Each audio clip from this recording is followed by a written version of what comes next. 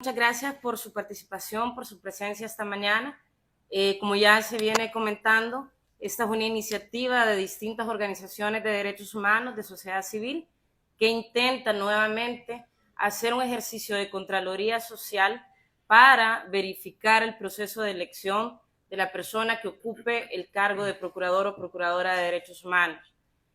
Este no es un ejercicio nuevo, lo venimos haciendo en distintas gestiones. El SPAS, por ejemplo, viene acompañando a la PDDH desde la gestión de Oscar Luna y hemos señalado también cuando no se ha cumplido con el perfil adecuado de acuerdo a los criterios que ya se han venido señalando, y aún así también hemos acompañado procesos de fortalecimiento institucional para la PDDH.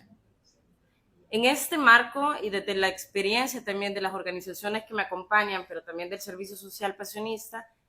queríamos hacer una reflexión sobre el rol del procurador o procuradora de derechos humanos en el ámbito de la seguridad ciudadana, que es la línea de trabajo que hemos venido desarrollando durante este tiempo y en el que hemos venido también acompañando a la Procuraduría durante al menos los últimos 10 años.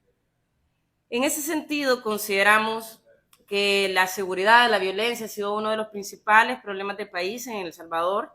Es un tema que ha preocupado a la población, pero que también ha retado las distintas gestiones gubernamentales para presentar propuestas de abordaje que sean integrales, que permitan tomar en cuenta la protección, la garantía de los derechos humanos de la población,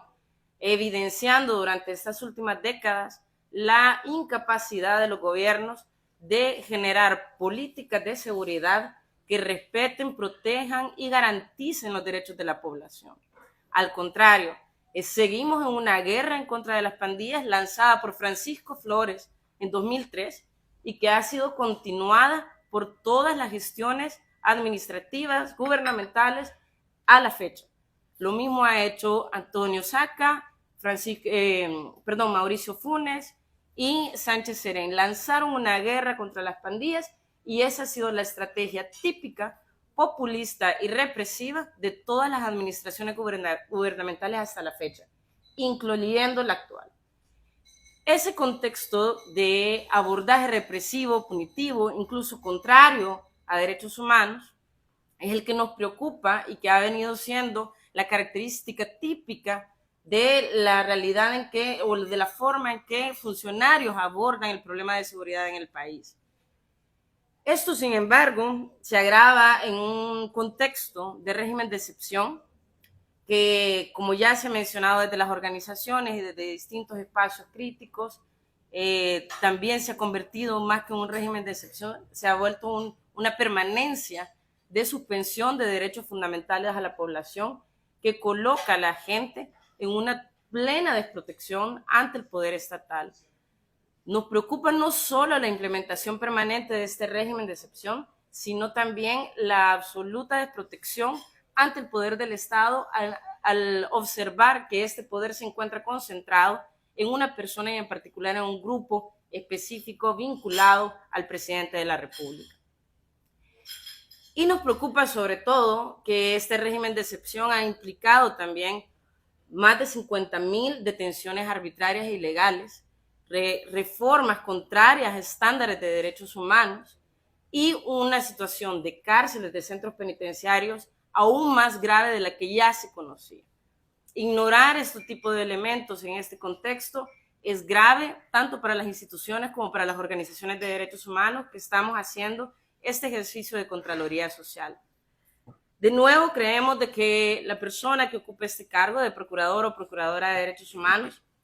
debe de responder sobre todo a las víctimas de la violencia, a las víctimas de detenciones arbitrarias, a las víctimas de violaciones a derechos humanos tan graves como posibles ejecuciones extrajudiciales que se estén cometiendo, no solo en centros penitenciarios, sino en estos supuestos enfrentamientos armados que siguen siendo característicos de abuso o de uso excesivo de la fuerza de la Policía Nacional Civil. La misma PDDH documentó más de 40 casos de ejecuciones extrajudiciales durante 2014 y 2018. La policía tiene un historial de abuso de poder y de ejercicio de la fuerza abusiva que ha llevado a la muerte de miles de personas. Solo en ese periodo se contabilizaron más de 2.000 personas que murieron en supuestos enfrentamientos armados con la policía. Es grave que la Procuraduría no responda ante las necesidades de estas víctimas de violaciones a derechos humanos que pudiera estar cometiendo la policía en este momento. Por tanto, consideramos desde las organizaciones de derechos humanos que uno de los temas que debe de ser priorizado también en un plan de trabajo, en una propuesta de trabajo de las personas que se estén postulando a este cargo, tiene que ser el de seguridad y tiene que tener coherencia con la realidad que estamos viviendo. El rol de la Procuraduría no es un rol estrictamente objetivo, no se basa en la objetividad, sino que se basa en un posicionamiento basado en derechos humanos. Hay estándares internacionales y nacionales que permiten generar esa posición crítica y clara a favor de las víctimas y vigilante del poder. Esperamos que ese proceso se haga de manera transparente y si no, como ya se ha mencionado, vamos a también seguir haciendo ejercicios de Contraloría que verifiquen también la forma en que se está gestionando la PDDH, sobre todo en un momento tan crítico como el actual. Muchas gracias. Derechos humanos tienen una relación intrínseca con el desarrollo humano. Ese desarrollo humano y los derechos humanos sobre todo tienen que ver también con poner en la agenda pública el género, las juventudes, medio ambiente, que son puntos que dentro de la propuesta que pues va a compartir el día de ahora con ustedes es muy importante retomarlo. Consideraría yo que es hasta un punto muy innovador en la consecución de los derechos humanos, pensarlos y crear esta nueva narrativa en donde nosotros como jóvenes, como mujeres, como defensores, tenemos también voz y hacemos parte, sobre todo porque para exigir hay que saber qué estamos exigiendo, qué queremos exigir y como hablábamos pues anteriormente en conjunto con todas las personas que estábamos brindando opiniones para el perfil del titular, pues justamente elevar las expectativas porque los derechos humanos, si bien es cierto, es un esfuerzo en colectivo que justamente estamos nosotros haciendo pues nuestra parte, creería yo que también él o la titular tiene que devolvernos eso muchísimo más, sobre todo en un país en el cual los patrones violatorios de derechos humanos han sido históricos, se siguen repitiendo, justamente como ya nos mencionaban anteriormente, Reina, ¿verdad? Yo ni siquiera había nacido cuando se funda la PDDH y pues ahora que estoy también tratando de decirle qué está pasando, ¿verdad? Se supone que luego de la firma de los acuerdos de paz, la promoción de los derechos humanos tenía que ser algo que se fuera materializando con el tiempo, que pudiéramos tenerlos a la orden del día y tantos años después seguimos exigiendo y seguimos pretendiendo que se cumpla un perfil que ya debería ser intrínseco en lo que pues los diputados evalúen en los perfiles de las personas que se postulen, sobre todo perfiles en los que sí se tomen en cuenta a todas estas poblaciones en vulnerabilidad y que pues ya se deje de un lado estos intereses políticos para esa construcción más colectiva, más plural. Hay más gente allá afuera que también está siendo violentada en sus derechos humanos y que lastimosamente no tienen los recursos,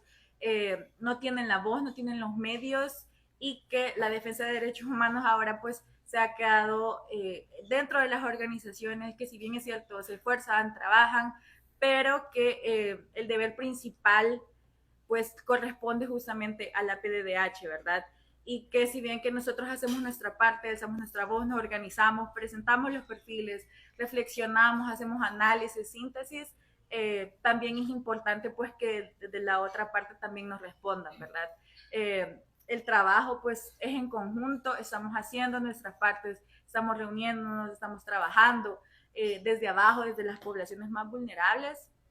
y pues exigimos, ¿verdad? Y demandamos con toda la libertad y con el derecho de saber que se nos tiene que cumplir, que este perfil pues sea garantizado y sea inicialmente un perfil al que se puedan sumar más connotaciones, ¿verdad? De seguir exigiéndole a estas personas que estén mucho más capacitadas en temas que tienen que ver con derechos humanos, sabiendo que también los derechos humanos van cambiando, van evolucionando y que no debería suponer un retroceso, ¿verdad? Que es la manera en cómo lo contemplamos ahora justamente en El Salvador, sobre todo para personas jóvenes, mujeres, que seguimos defendiendo